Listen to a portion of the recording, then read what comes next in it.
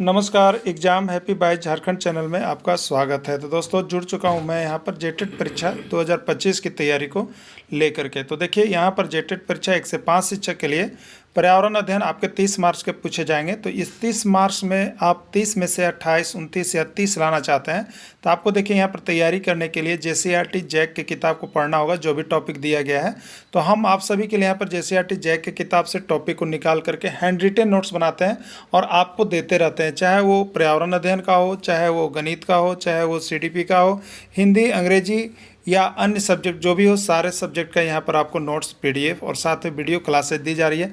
तो 1 से 5 के शिक्षक की संपूर्ण तैयारी जो है आपको क्षेत्रीय भाषा छोड़ करके 500 रुपये में करवाया जाता है और 6 से 8 की भी तैयारी आपको 500 रुपये में करवाया जाता है। मोबाइल नंबर 9631054226 पर आप संपर्क कर सकते हैं। और यदि आप चाहते हैं कि केवल पर्यावरण अध्ययन का हमको संपूर्ण नोट्स चाहिए और उसका वीडियो, तो आपको सिर्फ 150 रुपये लगेंगे और आप यहाँ से पर्यावरण अध्ययन लेकर के तैयारी कर सकते हैं। तो आप इस तरह से यहाँ पर हमारे साथ जुड़िएगा JCERT जैक की किताब को पढ़ने के लिए, जिससे कि आप कम पढ़ करके यहाँ से अधिक प्रश्न आपके एग्जाम में आएंगे।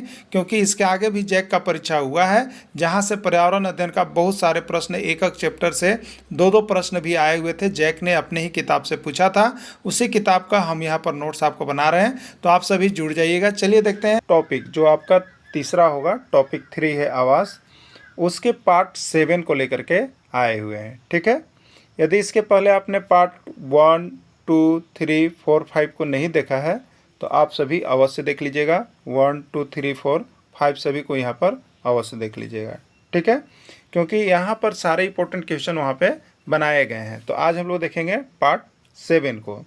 चलिए देखिए, आवास के घटक के अंतर्गत यहाँ पर पढ़ना है और यहाँ से एक प्रश्न आपके एग्जाम में लगभग हर शिक्षक पात्रता परीक्षा में पूछा जा रहा है, इसलिए इस टॉपिक को देखना आप लोग भूलिएगा मत। इसके नीचे इसके सारे वस्तुनिष्ठ प्रश्न भी दिए गए हैं। थ्योरेटिकल क्लास के बाद नीचे वस्तुनिष्ठ प्रश्न भी दिए गए हैं, जहां आप ऑब्जेक्टिव करके देख सकते हैं कि कितना आपका सही हो रहा है। ठीक है, तो आवास टॉपिक ये आज पार्ट 7 के साथ कंप्लीट हो गया और नेक्स्ट डे जो है इसका महामैराथन क्लास आपके बीच होगा। ठीक है, देखिए आवास के घटक में 2 प्रकार के आवास आते हैं, जिसको हम लोग कहते हैं जैव आवास और अजैव आवास। ठीक है, या उसी का कभी कभी नाम देता है जैव घटक और अजैव घटक, दोनों को ही देख लेना है आपको। ठीक है, देखिए आवास के महत्वपूर्ण घटक में क्या होता है, किसी भी आवास के अंदर पाई जाने वाली सभी वस्तुएं जैव और अजैव घटक आवास के अंतर्गत आते हैं। ठीक है, तो आवास के घटक में क्या हो गया, तो आवास के अंदर जो भी चीज़ आप रखते हैं, जैसे आप आवास बनाए हैं तो वहाँ एक कुत्ता को भी रखे हुए हैं। ठीक है, वहाँ एक पलंग को भी रखे हुए हैं, वहाँ एक अलमीरा को भी रखे हुए हैं, एक किताब को भी रखे हुए हैं, कॉपी को भी रखे हुए हैं, कलम को, आपके ये आवास के अंदर है। तो आवास के अंदर जो भी चीज़ आप रखे हुए हैं वो आवास के घटक माने जाते हैं। क्या माने जाते हैं, आवास के घटक माने जाते हैं। तो उसी आवास के घटक में 2 प्रकार के घटक होते हैं। ठीक है, तो किसी भी आवास के अंदर पाई जाने वाली सभी वस्तुएं 2 प्रकार के घटक में, एक जैव घटक और एक अजैव घटक, ये दोनों आते हैं। ठीक है, और जैव और अजैव से एक प्रश्न हमेशा आ जाता है। ठीक है, इसको अच्छी तरह से समझ लीजिएगा आप लोग। देखिए जैव घटक या जैव आवास ये क्या होता है। जैव घटक के अंतर्गत सजीव, जिसमें जीव हो उसको रखा जाता है। अगर आपको चुनने के लिए कहा जाए कि गाय है, रबड़ है, गेंद है, कुत्ता है, तो इसमें जैव कौन होगा, तो गाय जिंदा है। ठीक है, कुत्ता जिंदा है, जीव है इसमें, तो जिसमें जीव है, सजीव है, वो जैव घटक में रखिएगा। ठीक है, ये सभी भोजन के कारण एक दूसरे से जुड़े रहते हैं। तो भोजन के आधार पर जैव घटक को 3 भागों में, ठीक है, तो जैव घटक समझ गए जिसमें जीव होगा, और ये सभी एक खाद्य श्रृंखला बनाते हैं। क्या करते हैं, खाद्य श्रृंखला बनता है, एक दूसरे से जुड़े रहते हैं। तो उसके आधार पर, ये जुड़े रहने के आधार पर जैव घटक को जो है 3 भाग में बांटा गया है। इस जुड़े रहने के आधार पर जैव घटक को कितने भाग में बांटा गया है, 3 भाग में बांटा गया है। ठीक है, ये भी तीनों भाग आपको देखना उतना ही महत्वपूर्ण है। ठीक है, पहला होता है देखिए उत्पादक, दूसरा होता है उपभोक्ता और तीसरा होता है अपघटक।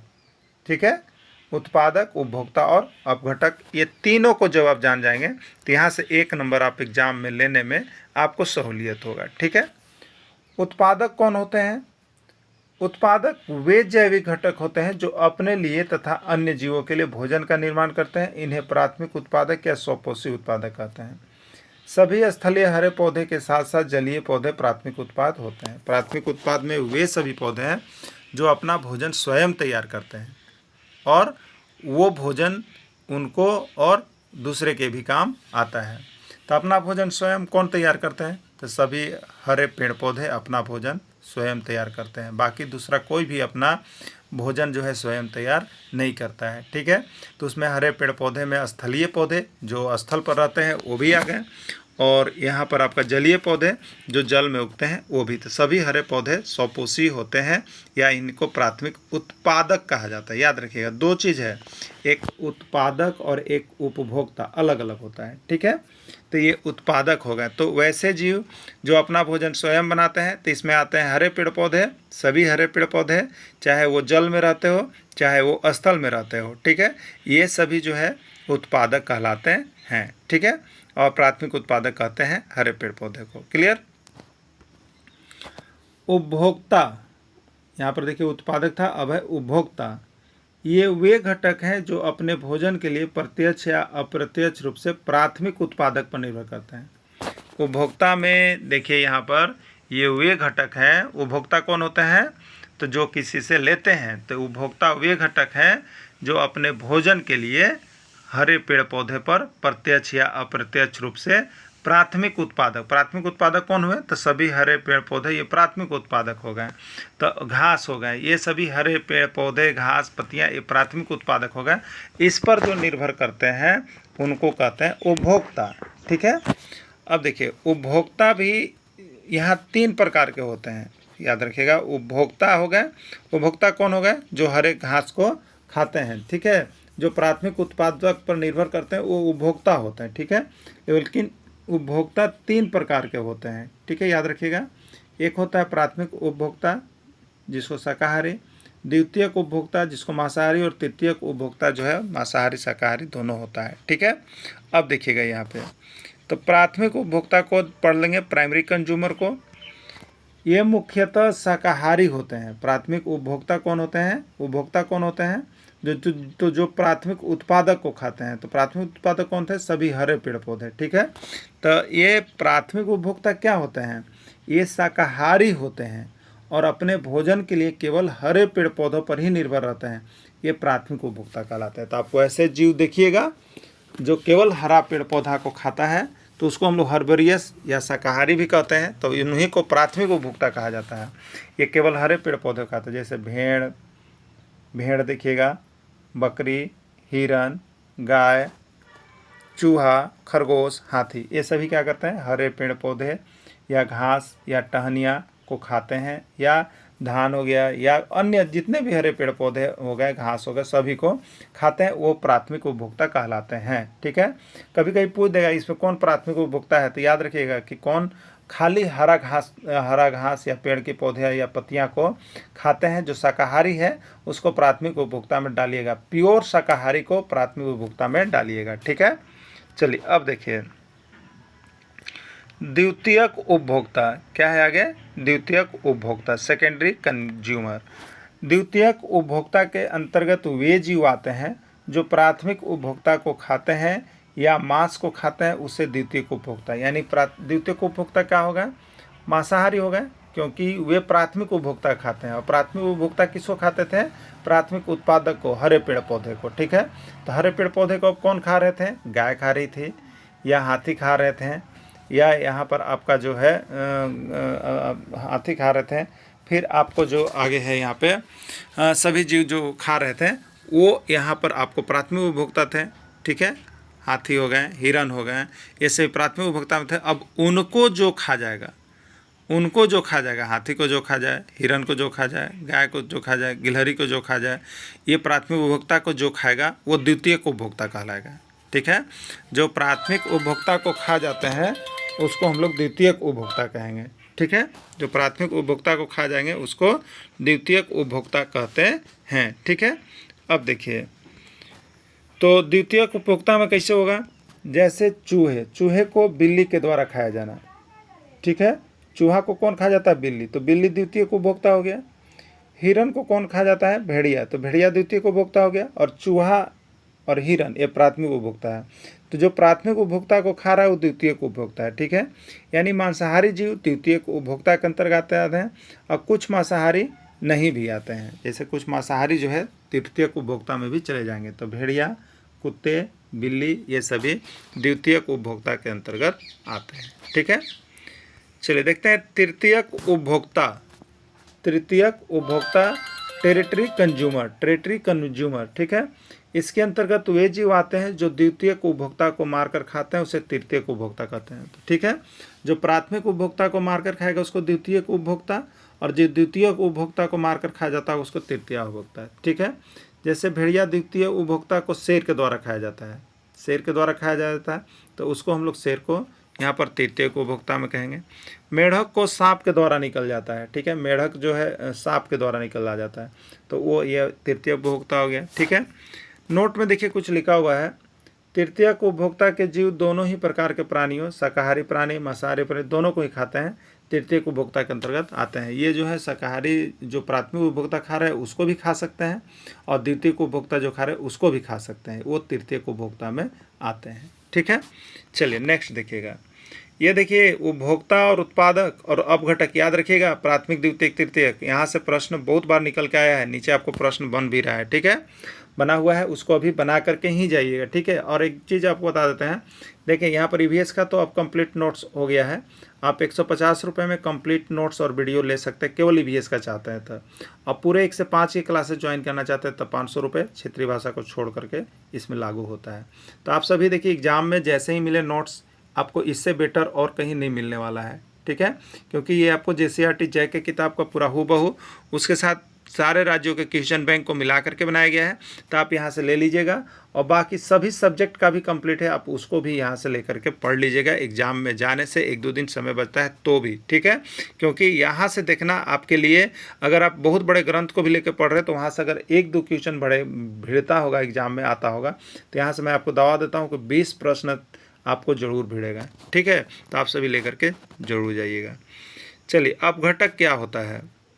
उत्पादक और उपभोक्ता घटकों को मरने पर या नष्ट हो जाने पर निम्न स्तर के जीवधारी जैसे बैक्टीरिया, कवक मृत शरीर को अपघटित कर अपना भोजन प्राप्त करते हैं। मृत जीवों के कार्बनिक पदार्थ को सड़ा गलाकर पुनः सरल अकार्बनिक पदार्थ में बदल देते हैं, उसको हम लोग अपघटक कहते हैं। उसको हम लोग क्या कहते हैं? अपघटक कहते हैं, ठीक है।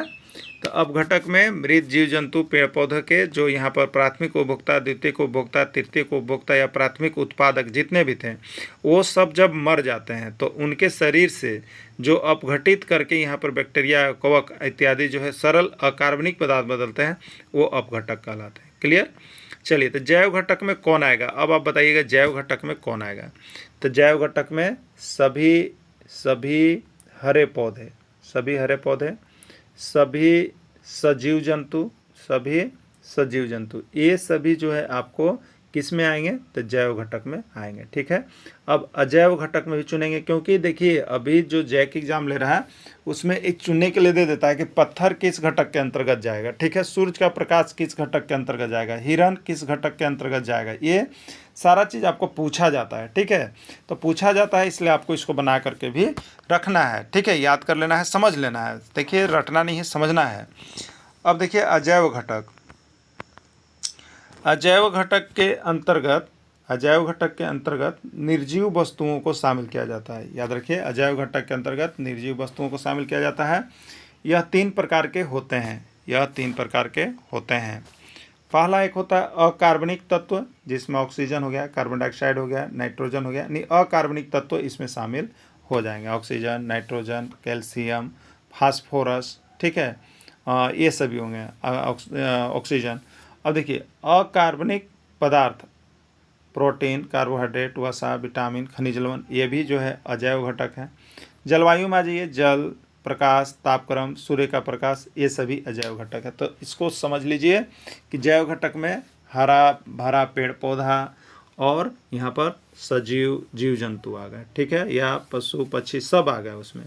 अजैव घटक में मृत चीज़ हो गए ना, यहाँ पर जैसे अकार्बनिक पदार्थ, कार्बनिक पदार्थ, जलवायु या विभिन्न प्रकार की निर्जीव वस्तुएं, ठीक है, अलमीरा भी इसी में चला जाएगा, बेड भी इसी में चला जाएगा ना, कुर्सी टेबल सब इसी में चला जाएगा अजैव में, क्योंकि उसमें जीव नहीं है। क्लियर।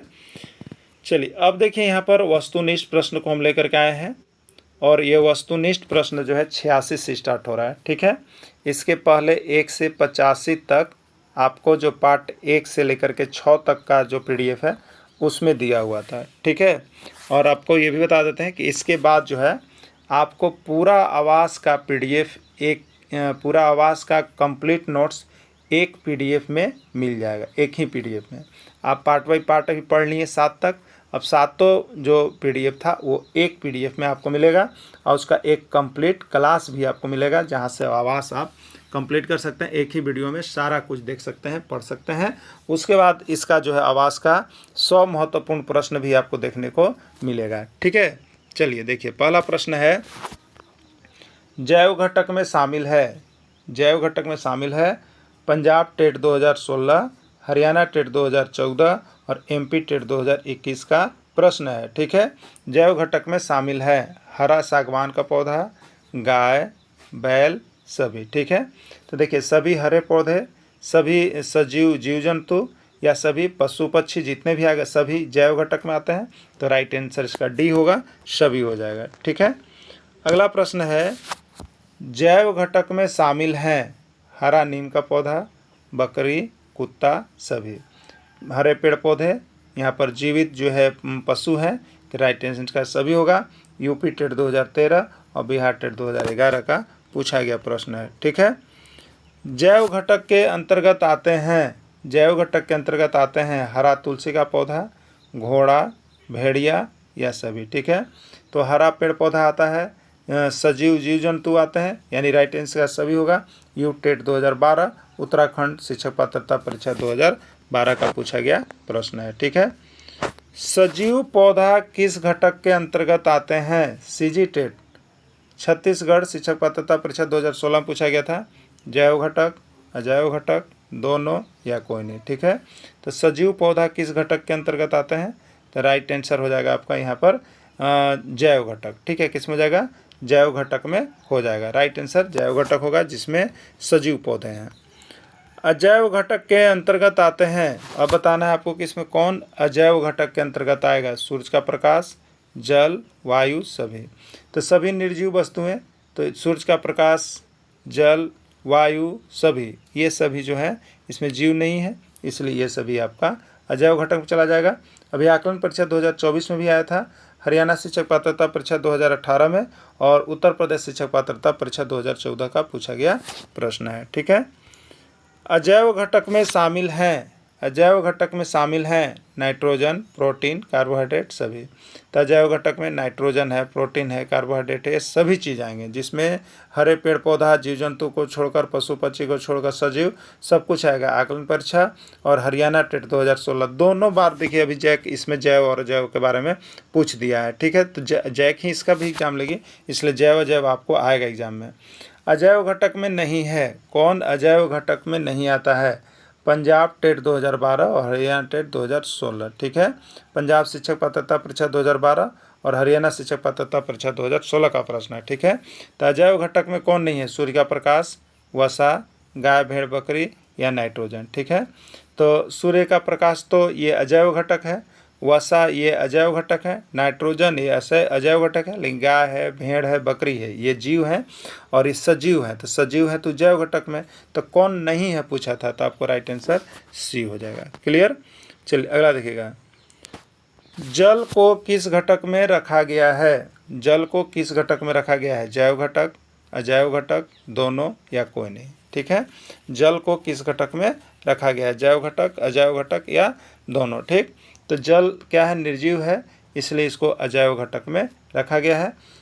छत्तीसगढ़ टेट 2016 और मध्य प्रदेश शिक्षक पात्रता परीक्षा 2015 का आया हुआ प्रश्न है। अगला है, उत्पादक के अंतर्गत आते हैं, उत्पादक के अंतर्गत आते हैं पालक का साग, हरा घास, बैर का पेड़ सभी। तो उत्पादक में कौन आते हैं? आपको अभी इसके पहले यहाँ पर थ्योरी क्लास करवा दिया गया। तो उत्पादक में आते हैं सभी हरे पेड़ पौधे जो अपना भोजन स्वयं बनाते हैं।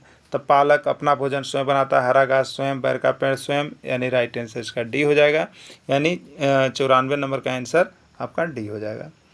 प्राथमिक उपभोक्ता में शामिल हैं, प्राथमिक उपभोक्ता में शामिल है, बताया गया है कि प्राथमिक उपभोक्ता में वे सभी जीव आते हैं जो प्राथमिक उत्पादक को, यानी हरे घास या हरे पत्तियां को केवल खाते हैं, वो प्राथमिक उपभोक्ता में आते हैं। तो गाय है, हिरन है, खरगोश है, ये सभी हरे घास या हरी पत्तियां खाती है, इसलिए राइट आंसर का डी यानी सभी हो जाएगा। ठीक है, ये पंजाब टेट 2013 और हरियाणा टेट 2016 में पूछा गया है। ठीक है, प्राथमिक उपभोक्ता में शामिल हैं, प्राथमिक उपभोक्ता में शामिल है भेड़, हाथी, चूहा या सभी। ठीक है, तो भेड़ यहाँ पर क्या करती है, हरा घास, हाथी भी हरा पेड़ पौधा की पत्तियाँ, चूहा भी वही, यानी राइट आंसर सभी होगा। तो जो सजीव वाले जो यहाँ पे क्या होते हैं, हरे घास हरे पेड़ पौधे को खाते हैं, वो यहाँ पर क्या होते हैं, प्राथमिक उपभोक्ता में शामिल होते हैं। पंजाब टेट 2016 और राजस्थान शिक्षक पात्रता परीक्षा 2018 में पूछा गया प्रश्न था। ठीक है, द्वितीयक उपभोक्ता में आते हैं बिल्ली, भेड़िया, कुत्ता सभी। द्वितीय उपभोक्ता में कौन आते हैं,